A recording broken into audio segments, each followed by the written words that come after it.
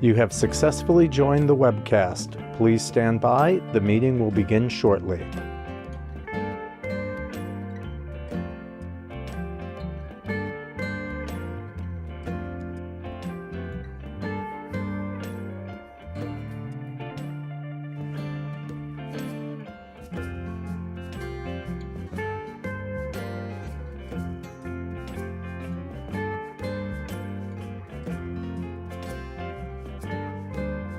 You have successfully joined the webcast. Please stand by. The meeting will begin shortly.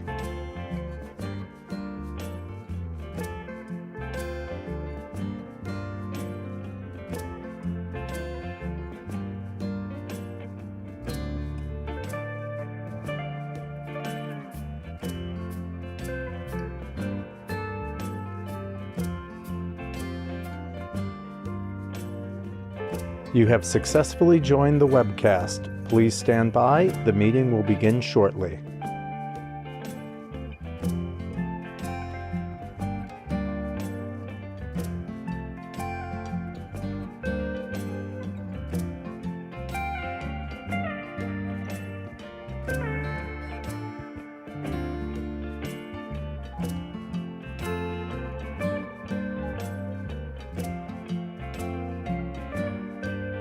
You have successfully joined the webcast. Please stand by. The meeting will begin shortly.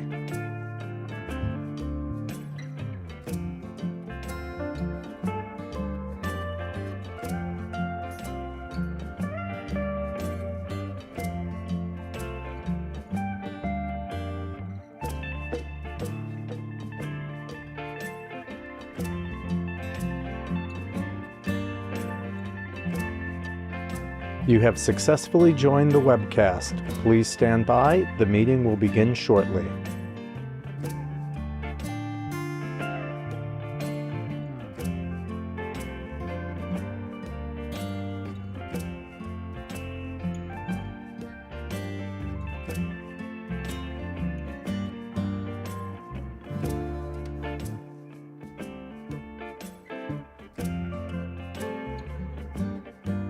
You have successfully joined the webcast. Please stand by. The meeting will begin shortly.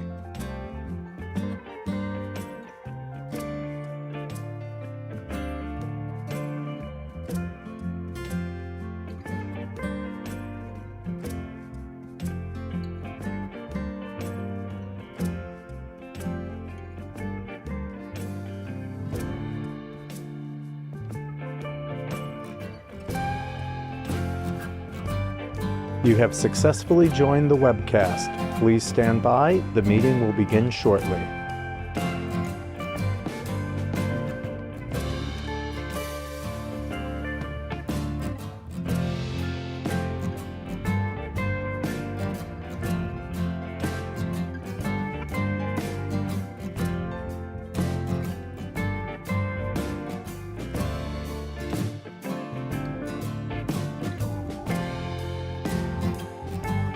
You have successfully joined the webcast. Please stand by. The meeting will begin shortly.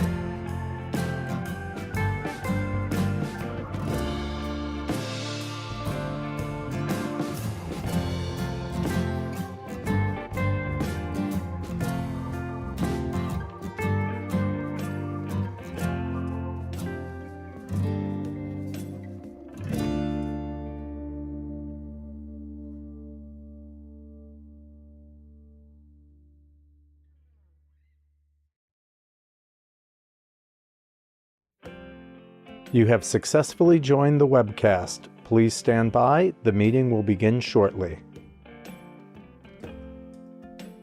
Good afternoon. My name is Daniel Coomer, and as chair, I now call to order the meeting of the directors of the Atlantic Yards Community Development Corporation for Thursday, April 18, 2024.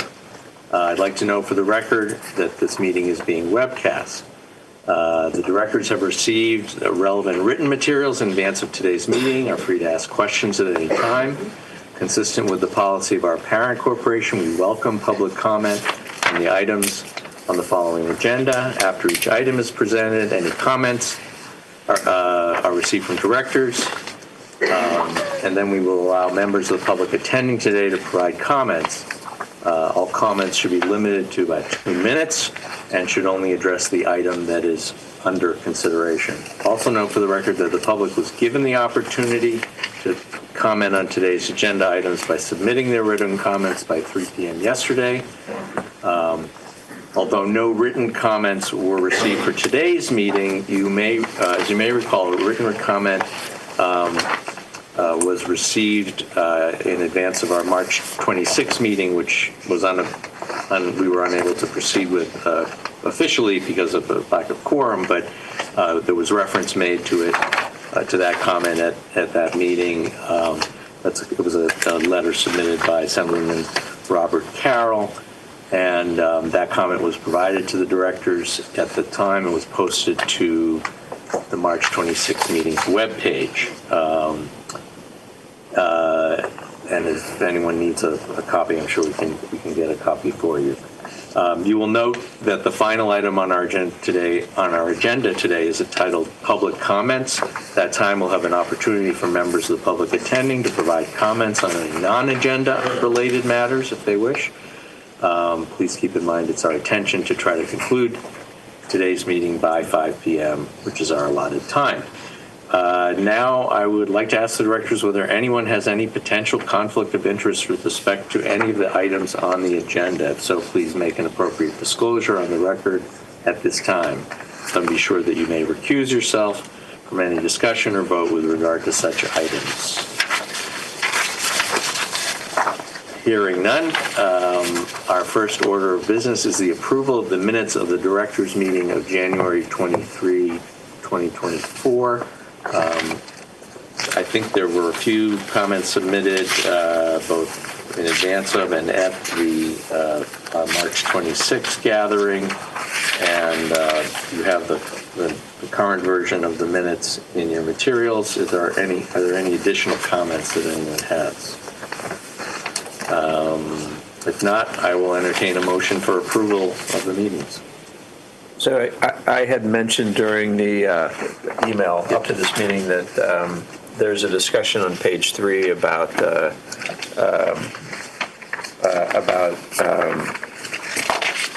stating that the minutes on page 14 include specifically that a vote was taken with respect to the cost of completion, and so I'd ask that motion reflect that the minutes were approved with the necessary corrections, not as presented.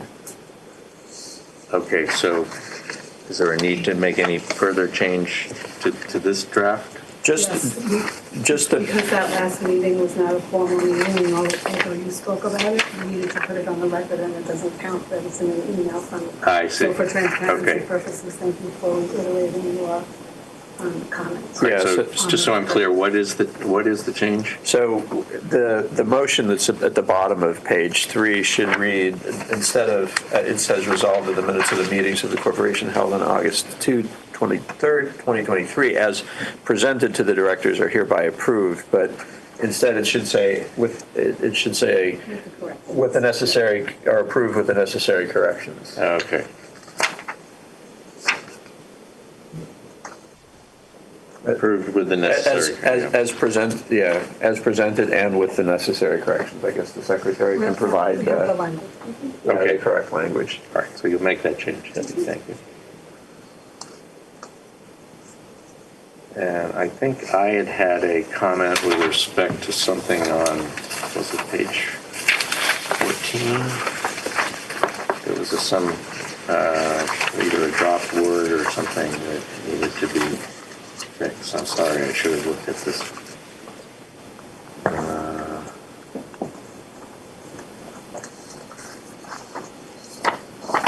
I think I gave you I some. can go back and look You at can go the back. I think I text. gave you some language. It was just a correction in syntax. So we'll fix that. But subject to those corrections, do I have a motion to approve? So moved. All those in favor? Aye. Aye. Any opposed? Any abstentions? Motion carries. Okay. The next item is to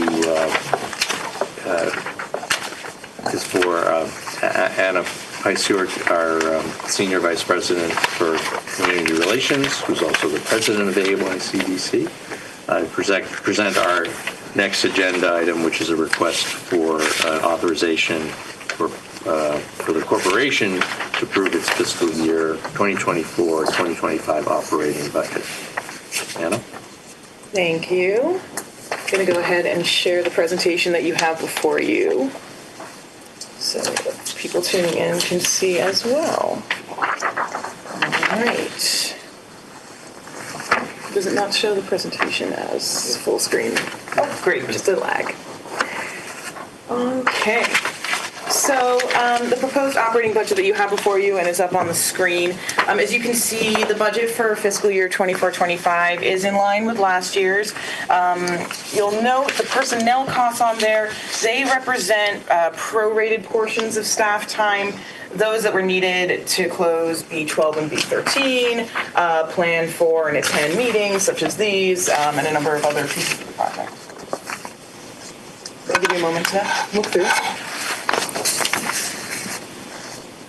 So for clarity, they don't represent the actual salaries. It's a prorated portion of the salaries. A number of us, I mean, you see a number of us in the room and others. Okay.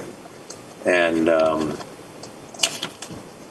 if someone were to ask for the formulas of that proration, would that be accessible? Or? I could look into that. Start with the number of staff. Well, it's an effort by the agency. I would say I joined the team in October, and it certainly has been a portion of my time. In the room alone, we have 6, 7 people. It's about, we've estimated about a portion of 4 people. And just for curiosity, do you actually bill your time? Our time sheets track our project. So you this bill is not the only project that we. obviously, but so you do actually bill your time. Yeah, there are project. 4 team members who work most on the project. So these are based on past experience? Based on past budgeting and past year, and more than 4 team members bill their time into the project, but in terms of this budget, that's the 4 main team members. Yes. That's central to it. Okay. It's my understanding that the money that pays for this comes from the developers. Is that correct? It does, yes. So who is the developer now? Greenland. And are they continuing to pay? There are funds in the account to support the budget. They have the obligation to pay the budget, and in previous years they have done so. We're examining if there's any outstanding obligations, but We were using our equipment here, so I don't know what they, it's an outside company, I don't know what they. Okay, so we'll close up on that offline and do some research and have it available. Happy to talk to you about Does this it. budget have to close at this meeting? yes, we due to the quorum issue, we're over time. So I would ask that we add another $7,000 to the budget for equipment and service for the year. Second. Second. Well, first of all, before we vote on that, the motion's been made and seconded. Is there any discussion, either from members of the board or ESD staff, on the feasibility of that? Seems like a relatively small number. We need to talk with our finance team, about this, given the overall. See that we can follow up. I also know that we used to meet at different locations. Is it just because we've tried and we just can't get a location that has, I can't imagine that the institutions that are there can't find a spot. We will dig into this issue and come back. Have there been any increase in any of the sort of cultural institutions in the area around BAM, whether it's Brick or Morris or any of those places? We did have a meeting at Brick previously, and it fell apart in the middle of the meeting, and we weren't able to we didn't have the right equipment. Nope. We used to be at LIU. LIU. Asked not to Return. Couldn't come back. Perhaps we could go to Pratt. I don't know if Pratt is in the area. Yeah. I'll check, but I don't know. If you want me to ask for BAM, I'm happy. And I'm just trying to, absolutely. And I'm anything happy to to- get us yeah. there, because I'm not even sure if this motion about money is going to be the thing that's going to answer, I don't see us then buying equipment to do a specific meeting. Yeah, and But, also, you know, I mean, We could rent it. We don't have to buy it. We anything rent it. in the Barclays Center, I have a contact through the Nets and Liberty organization I could explore, but that seems to be. I'm probably not the only one in this room with a connection into that organization. So I think we should explore that too.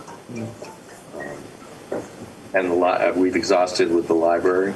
The library does, yeah, I did ask the Brooklyn Public Library. They don't have video conferencing. Yeah, we facilities. just recently there was a joint community board meeting there a couple weeks ago or within the past week, and I inquired whether they were going to have video services because I wasn't able to attend in person, and they said no. So it seemed. Yeah, I mean, they have, well, anyway. Meaning like there wasn't going to be a way to attend remotely. Yeah. Yeah. Yeah, I think the video conference is a specific service. It's not, but anyway, unfortunately, yes, the answer from them is it's not available at the central library. What is the process to amend the budget? Do you have to go back to the developer to also get approval? I don't know. I think we'll have to get back to you on that answer. We'll talk to our CFO. Don't actually know what the process is for I guess I would amending. ask the movant if she would accept as a friendly amendment, subject to financial feasibility. You would request that the budget be or something along those lines. Financial feasibility in the context of the larger ESD budgeting process. We'd like to add $7,000 to this budget for. Friendly amendment accepted. Okay. Do I still have a second? Yep. Okay. So I think that We'll come back to you on both the logistics and the money. So with that amendment, all those in favor of the motion, say aye. Aye. Any opposed? Any abstentions? Motion carries. I would just like to say, for purposes of compliance with state law, we have to adopt a budget. We can amend the budget later, but we have to adopt the budget. We're already out of compliance because we didn't have a quorum for last meeting. Okay, so then, that motion was about amending the budget. This is now, let's have a motion to approve this budget as presented today. Okay. I so moved. Second. Any discussion on the motion beyond what we've already had? All those in favor say aye. Aye. Aye. Aye. Any opposed? Opposed. Any abstentions? Okay, the motion carries with one vote opposing.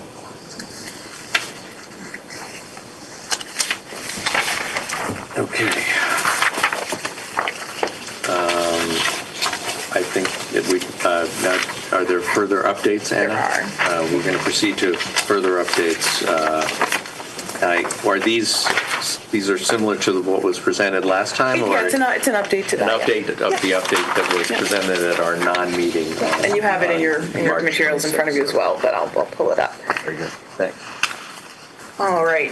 So at the January 23rd board meeting, so the last time that we had quorum, the board passed a motion to see a summary of the affordable units to date for the project. In March, ESD presented slides to the public with charts to reflect the different unit types and their respective AMIs that were provided to us by the developer. After receiving comments that there were discrepancies between that chart, this and what the most current regulatory agreements present, ESD revisited the numbers and revised the units to what is shown on the slide in front of you and on the screen. The total number of affordable units remains the same across the project, but the chart is now updated to show a regulatory amendment made in 2017 for B14, which is the 535 Carlton Avenue location.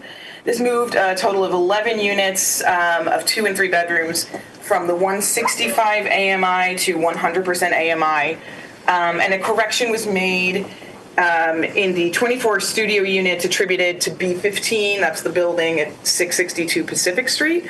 The correction reflects them being incomes up to 130% AMI range, which was set forth in the restrictive declaration.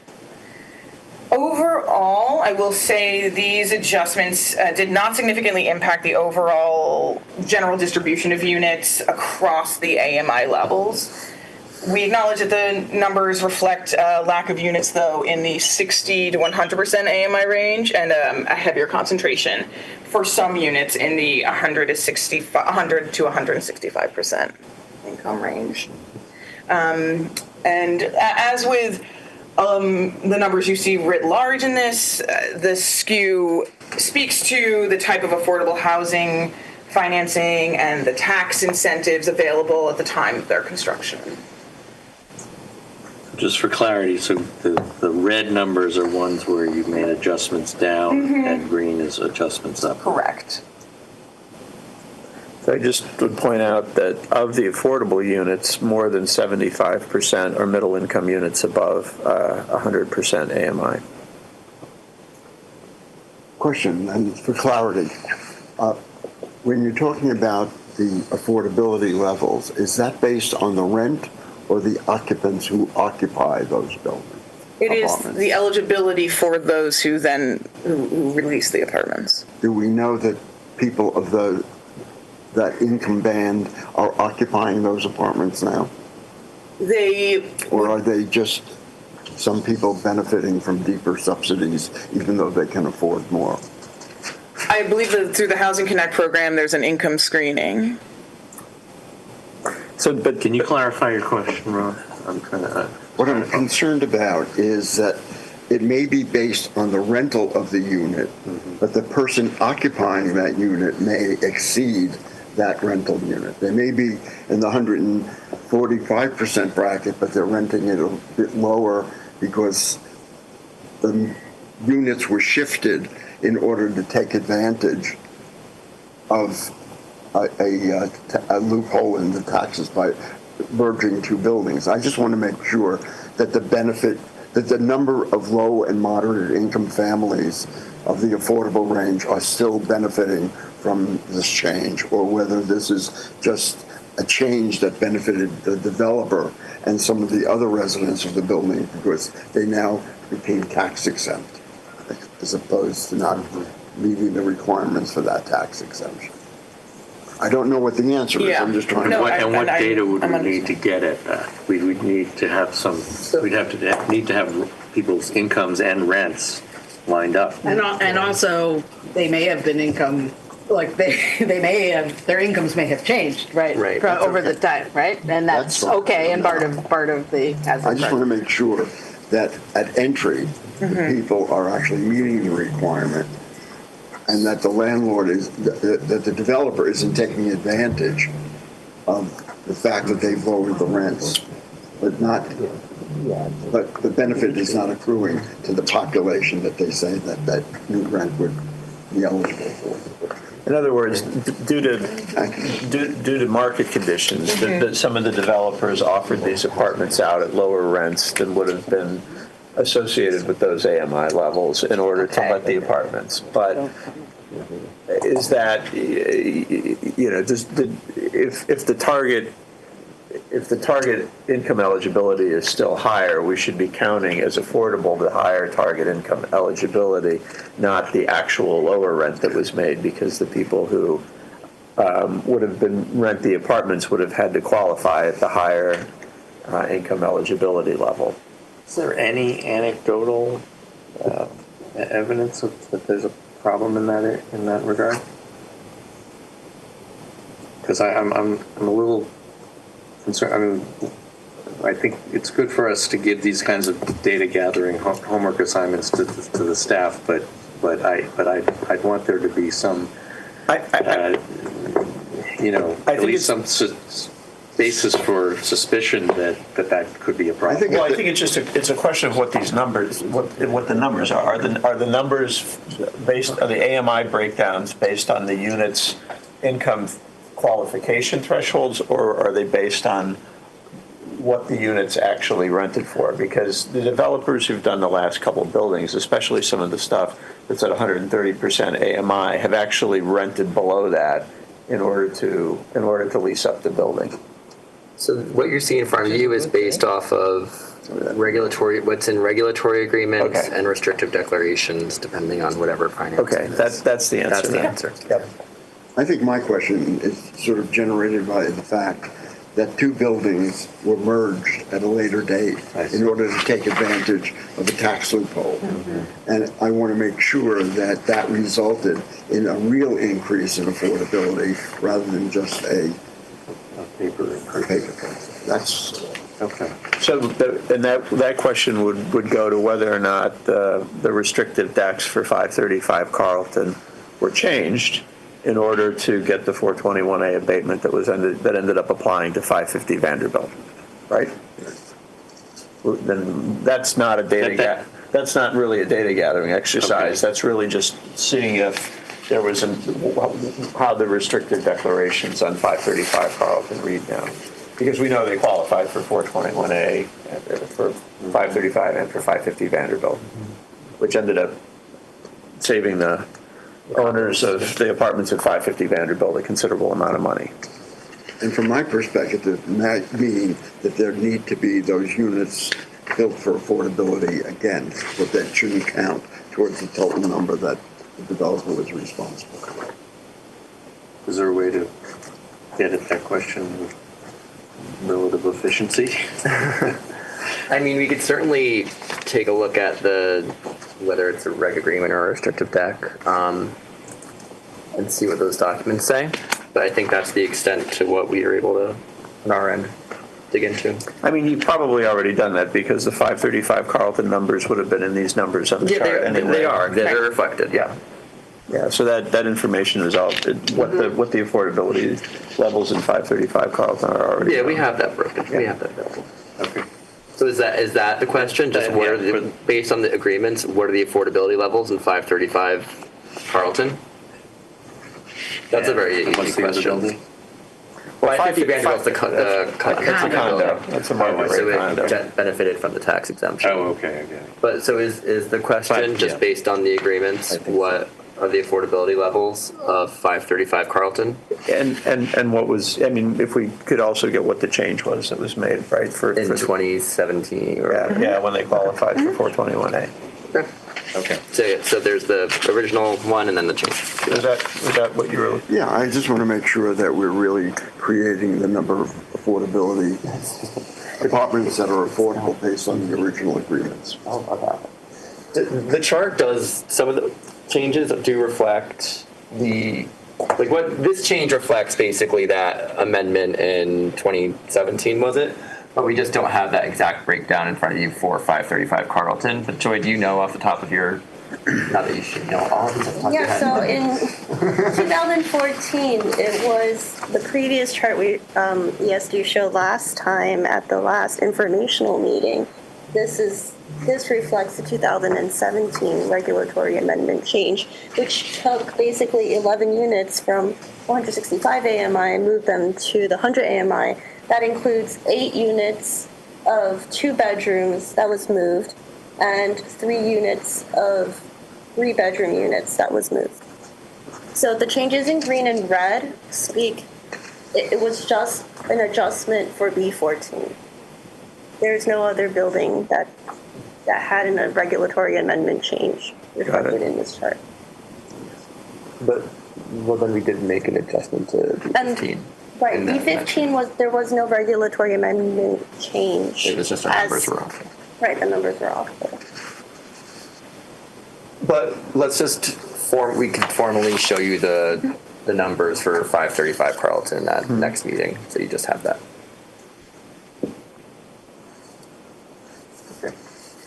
Is there anything further on this chart? Public comment. Are there any, I guess we would now have an opportunity for public comments, if anyone, if you're attending, That's right. either attending the meeting in person, or I don't know if people are able to speak online.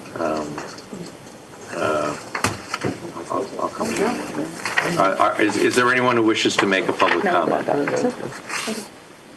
Okay, hearing none, I recognize Director Busconi. Thank you. I am interested in finding out if the auction that is scheduled for April 30th is still on, if that's still planned, and if so, how many bidders have been qualified at this point? To our knowledge, it hasn't been canceled. We have not yet been presented with a permitted developer. Okay. And there was a discussion at the last meeting that USIF had indicated they had a developer to present to ESD. Has that presentation happened as of yet? No further update there. Same update from last meeting. Okay.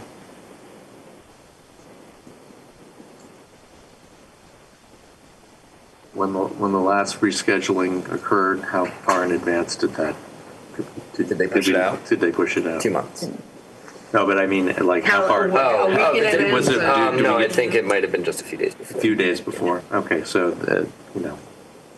So just to put a finer point on it, is it correct to say that there haven't been any substantive discussions about modifications to the project with any prospective party that would be interested in acquiring an interest in the undeveloped parts of the project? Okay. And that applies to both the units over the rail yard and Site 5 as well? That's correct. Okay. It's the 18th today. Today's the 18th. The 30th is 12 days away from now. Yes. Would you have enough time to evaluate a potential developer if they brought it forward?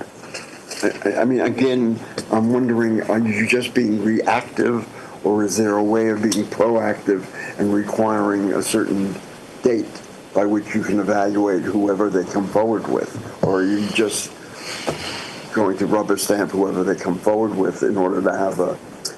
We will not rubber stamp someone that they come forward with, and you can have enough time to evaluate. Likely, we would have to have them push out the auction at this point. So why not put them on notice? Or we don't have the ability to do that. You just have to wait till it. They are aware that if they don't bring a permitted developer, they put themselves in default. Say that again. Sorry, I couldn't hear. They are aware that if they do not present a permitted developer, they put themselves in default, and we have to be able to determine that it's a permitted developer. So regardless of what they do on that day, they would be, I would say, because of that awareness, it would be unlikely that they would just present somebody on that day and expect them to be accepted. Thank you. Question. Yes. Is there a way to require sponsor to present more than one potential? It's not really the sponsor, it's the lender, the mezzanine lender in this particular case. So it's not the sponsor presenting it, it's the mezzanine lender. If the mezzanine lender moves forward with this particular developer and it's not a permitted developer, the mezzanine lender will put the company that the mezzanine entities own and that are the borrowers in the mezzanine structure will put that company in default. All right. Just for the sake of time, is there a way to require the mezzanine lender to present more than one potential buyer? We are not party to the loan. They would be presenting somebody. If they bring it to us, they would, but we wouldn't be able to have an alternative. We can't force them to present an alternative. If they bring somebody who fills the requirements for a permitted developer, then we could consider that, and if they meet those requirements, they would accept it. Again, this is a mezzanine loan. There were two entities that control the platform. entity, each of those entities borrowed money on this particular loan. And the lender knows that if they present an entity or try to close with an entity that is not a permitted developer, then they will put that entity that has the rights with respect to the platform in default. All of this sounds very bleak, and I'm hoping there's another way to approach this, because if the city is complaining about the lack of affordable housing, is there a way to look at this where we can use what some people are interested in is eminent domain to take over the project as a whole and move it forward rather than limping along, hoping for the best and not knowing where the hell we're going? I think that the legislature has removed or is in the process of removing one of the big sort of question marks that potential investors would have by moving forward with the changes in the affordable housing regime. And that's a development that will probably affect the way potential proposers or bidders at the auction would look at this project. It would remove one variable. So we would have to see. This is a key moment. Yeah, I can see that. What is that one variable? Well, the new tax abatement. The new tax abatement the legislation hasn't passed yet, and probably anyone seriously looking at this is waiting to see how that settles. Back to tax. I think you're absolutely right. I think that's probably what's happening. Given that, why isn't the agency beginning to develop a strategy by which we can not rely on a mezzanine developer or the mezzanine character, whoever it is, who we all would acknowledge in private is shady to begin with? Why don't we begin to start thinking about who are potential developers that could come in and salvage this project so we can put it on a path for providing housing, rather than sitting and waiting for someone to appear who's going to be recommended by a group that has been playing games with federal monies? The developer has their rights under the existing rights under the agreement. So do the citizens of the state of New York. Absolutely, they have the right. And if the citizens of the state of New York determined to do something through the legislature or something like that, that's it. But in terms of the ESD, we're operating under a contractual structure. And both the developer and, in this case, it seems the lender under the loan agreements have their rights with respect to this. And we are considering what the situation is, and we just have to wait until those rights play out. Have you looked at what alternatives exist to exercise your rights?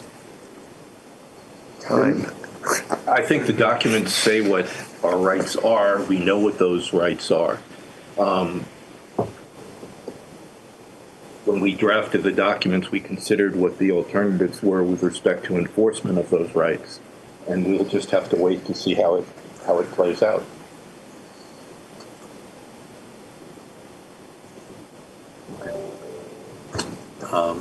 I want to know for the record that we don't have anyone at this meeting from the developer or the lender, correct? No. Is that correct?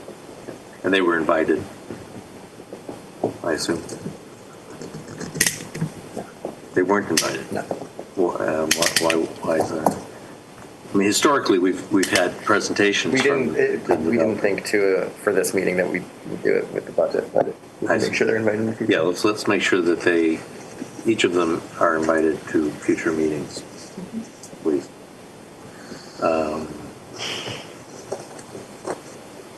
Any further comment from anyone? If not, I will entertain a motion to adjourn.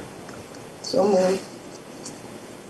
We're adjourned. Thank you. Thanks, everyone. Thank you.